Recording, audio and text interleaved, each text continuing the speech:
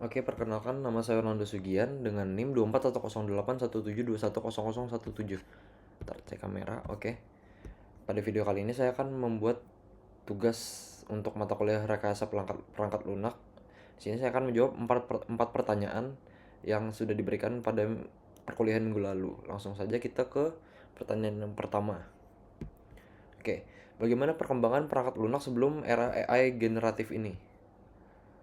Nah, eh, sebelum munculnya AI generatif kayak ChatGPT atau GitHub Copilot, proses pengembangan perangkat lunak ini sepenuhnya dilakukan sama manusia. Programmer itu nulis kode secara manual, melakukan debugging sendiri dan ngandalin pengalaman serta kemampuan teknis mereka untuk nyelesain masalah sendiri. Nah, berdasarkan penelitiannya di buku Accelerate the Science of Lean Software and DevOps, keberhasilan tim software pada masa ini sangat bergantung pada kualitas proses kerja dan budaya organisasi. Tim yang memiliki performa tinggi biasanya menerapkan praktik DevOps dan continuous delivery. Artinya, mereka itu membuat perubahan kecil secara bertahap, sering melakukan deployment, serta memiliki sistem pengujian otomatis untuk memastikan sistem itu tetap stabil. Nah, ada 4 indikator utama buat mengukur kinerja tim software pada eranya ini. Itu yang pertama yaitu lead time, yaitu seberapa cepat perubahan bisa dikirim ke sistem produksi. Lalu yang kedua deployment frequency, seberapa sering sistem itu diperbarui. Lalu yang ketiga mean time to restore atau MTTR, seberapa cepat memperbaiki kesalahan. Lalu yang keempat yaitu change failure rate, seberapa sering perubahan menyebabkan masalah. Nah, pada era ini itu peningkatan produksi tidak berasal dari kecerdasan buatan kayak sekarang yaitu AI, tapi dari perbaikan proses kerja, otomasi pipeline, budaya kolaborasi yang sehat, serta manajemen yang efektif. Skill individu di sini sangat menentukan. Programmer senior biasanya juga jauh lebih produktif dibandingkan junior karena pengalaman mereka dalam memahami sistem dan menyelesaikan masalah kompleks. Dengan kata lain, intinya sebelum masanya AI generatif ini, pengembangan perangkat lunak atau software ini sangat bergantung pada manusianya, sistem kerjanya, dan budaya kerjanya atau budaya organisasinya. Oke, kita lanjut ke yang kedua yaitu bagaimana pengembangan perangkat lunak setelah muncul AI generatif. Kalau tadi sebelum, ya kalau yang sekarang setelah. Nah, setelah munculnya AI generatif ini terjadi perubahan besar dalam caranya software itu dikembangkan.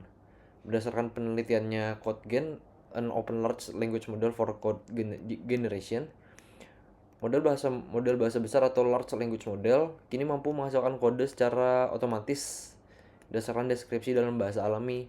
Artinya developer itu nggak harus lagi nulis kode dari nol. Mereka itu bisa ngasih instruksi dalam bentuk teks atau yang kita bilang sekarang itu prompt. Lalu nanti AI itu bakal menghasilkan potongan kode yang sesuai.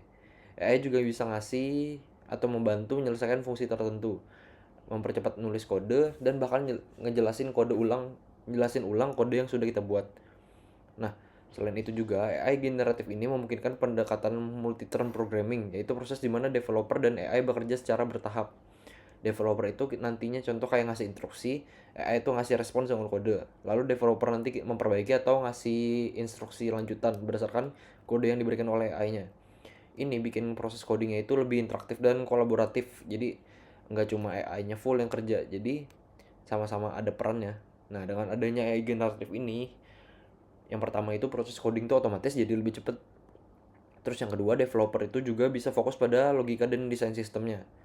Dan yang terakhir, pekerjaan yang repetitif tuh bisa diotomatisasi sama AI-nya jadi lebih efisien lagi.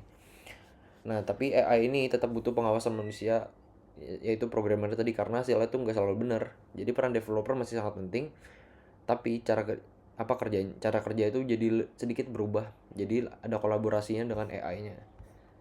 Oke, rasa cukup untuk nomor 2. Kita masuk ke pertanyaan yang ketiga yaitu apa perbedaannya sih atau kelebihan dan kekurangan dari dua era tadi, sebelum dan sesudahnya AI generatif tadi. Nah, ini kita ambil dari jurnal ini berdasarkan penelitiannya Productivity Assessment of Neural Code Completion. Penggunaan AI kayak GitHub Copilot memang meningkatkan produktivitas developer. Tapi banyak kali developer merasa pekerjaan mereka jadi lebih cepat karena AI membantu menjelaskan kode. Bukan tapi berarti. Ya. Nah, perbedaan utamanya itu yaitu di era sebelum AI generatif, codingnya itu full manual. Terus produktivitasnya itu bergantung sama skill dan pengalamannya si programmer. Nah, Fokusnya juga pada perbaikan proses kerja dan budaya organisasinya. Tapi setelah eranya AI generatif, codingnya itu bukan full sih. Ada yang dikerjakan oleh programmer itu sendiri, dan juga ada yang dibantu AI. Jadi developer tuh nggak bisa ngasih kodenya lebih cepat. Dan ini kan jadi termasuk antara kolaborasinya manusia dan mesinnya. Nah, kelebihan era AI-nya ini, dia tuh jadi lebih menghemat waktu. Satu, itu pasti lebih efisien. Terus yang dua, yaitu membantu developer junior belajar lebih cepat karena sudah dibantu langsung sama AI-nya, kolaborasi. Lalu yang ketiga, yaitu mengurangi pekerjaan repetitif. Balik lagi, efisiensi dan menghemat waktu. Oke, nah kalau ada kelebihan pasti juga ada kekurangannya. Nah, kalau kekurangannya, AI ini bisa menghasilkan kode yang salah.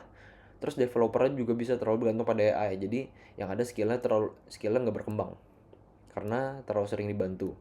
Lalu yang terakhir itu kode yang dikasih sama AI ini perlu kita cek kembali, kayak kita cek ulang supaya lebih aman dan stabil. Ya balik lagi sih kayak ke poin satu tadi, AI-nya tuh bisa ngasih kode yang salah. Jadi kayak kesimpulannya, meski kayak AI-nya tuh bisa ningkatin produktivitas kita, kualitas akhirnya tetap bergantung pada kemampuan manusianya, yaitu kita sebagai programmer dalam mengevaluasi dan ngontrol hasil AI-nya. Lalu kita masuk ke pertanyaan yang terakhir, yaitu apa sih dampak AI generatif terhadap pekerjaan di bidang perangkat lunaknya? Nah, di sini kita pakai sumbernya itu penelitian generatif AI at Work. Di sini mereka tuh penelitiannya menunjukkan bahwa AI generatif ini dapat meningkatkan produktivitas pekerja secara signifikan. Dalam studi tersebut, pekerja dengan pengalaman rendah mengalami peningkatan produktivitas yang cukup besar ketika dibantu AI. Nah, dalam konteks software development, dampaknya itu bisa kita lihat dari beberapa sisi. Yaitu yang pertama tuh developer junior yang tadi tuh bisa kerja lebih cepat karena bantuan AI-nya. Atau secara tidak langsung kan otomatis dia langsung bisa belajar secara cepat karena sudah dibantu. Nah, itu tadi bakal membuat gap antara junior dan senior itu bisa berkurang. Jadi antara biasa yang segan karena pengalaman pengalaman dan skill yang jauh berbeda. Ini kan gapnya jadi lebih mengecil karena junior belajar lebih cepat. Nah, AI-nya tadi juga bisa bantu dalam dokumentasi, kayak debugging juga bisa, dan nulis kode dari awal. Apa kalau kata orang tuh code from scratch. Nah, itu. Lalu di sini, oh ya, peran developer itu juga berubah dari yang awalnya cuma nulis kode jadi pengawas dan pengarah AI. Anggapannya tuh kasar bilangnya, kalau dulu sebagai kulinya yang kerja langsung di lapangan. Kalau sekarang jadi mandor yang ngawasin dan ngarahin kulinya. Kulinya ya AI tadi. Nah, tapi ya pokoknya tetap namanya perkembangan pasti ada tantangannya juga. Nah, developer itu harus otomatis punya kemampuan buat analisis dari hasil AI-nya tadi. Kalau nggak bisa analisis, jadi tahu terima aja, siapa tahu salah. Nah, otomatis karena dia butuh kemampuan analisis, otomatis skill berpikir kritisnya juga harus semakin berkembang buat ngimbangin. Terus juga ada kemungkinan perubahan struktur pekerjaan di masa depan. Itu sih dampaknya. Otomatis jadi secara umumnya tuh AI generatif ini nggak langsung gantiin developer, tapi kayak ngubah cara mereka kerja, yang awalnya full ngoding, full apa, jadi sekarang kayak kolaborasi lah. Jadi lebih banyak analisis hasil kerja si AI-nya. Otomatis jadinya kerjanya developer jadi lebih cepat dan lebih efisien. Tapi namanya AI, jadi tetap harus diperiksa lagi pekerjaannya. Oke, karena ini sudah jawab semua, pokoknya kita tarik deh kesimpulannya. Coba dari yang pertama, contoh sebelum adanya AI generatif, otomatis pengembangan perangkat lunak atau software ini dia tuh bergantung sama proses kerja dan budaya timnya. Tim yang punya kerja sistem bagus, komunikasi baik, dan otomasi yang rapi biasanya tuh performanya pasti tinggi. Jadi fokusnya ada bagaimana manusianya bekerja dan bagaimana organisasinya itu ngatur proses kerjanya. Nah, kita lanjut ke masa setelahnya, itu waktu AI generatif muncul, fokusnya geser. Yang awalnya fokusnya ke proses dan budayanya, tapi ganti ke manusia tuh, jadi kolaborasi lah, jadi collab kerja sama AI. Nah, di era ini developer itu nggak lagi full kerja sendiri, tapi kerja sama dengan sistem yang kayak bantu nulis dan nyusun kode, yaitu si AI tadi. Nah, masuk lagi ke yang tadi, oh ya, efisiensi. Nah, efisiensi si AI ini, walaupun walaupun dia bisa apa segala macam, fokusnya tuh hanya di meningkatkan efisiensi. AI-nya tuh mempercepat pekerjaan, kayak membantu tugas-tugas yang teknis, kayak ngurangin pekerjaan yang repetitif ya atau yang ngulang-ngulang. Tapi dia tetap nggak bisa menggantikan peran manusia seutuhnya, yaitu yang meriksa, yang ambil keputusan, yang desain sistemnya itu gimana, dan yang memegang tanggung jawab akhir. Otomatis tetap si developernya, itu kita sebagai manusianya. Jadi hitungannya bisa kita simpulkan lah, ya perubahan paling besar yang terjadinya bukan kayak hilangnya profesi developer, tapi yaitu perubahan cara kerjanya si developer. Oke, kita balik lagi, bukan profesinya hilang tapi cara kerjanya yang berbeda. Developernya itu sekarang jauh lebih berperan sebagai pengarah dan pengawasnya si AI, tapi bukan cuma sebagai penulis kode atau programmer. Itu sih kalau dari saya. Sekian dan terima kasih sudah menonton.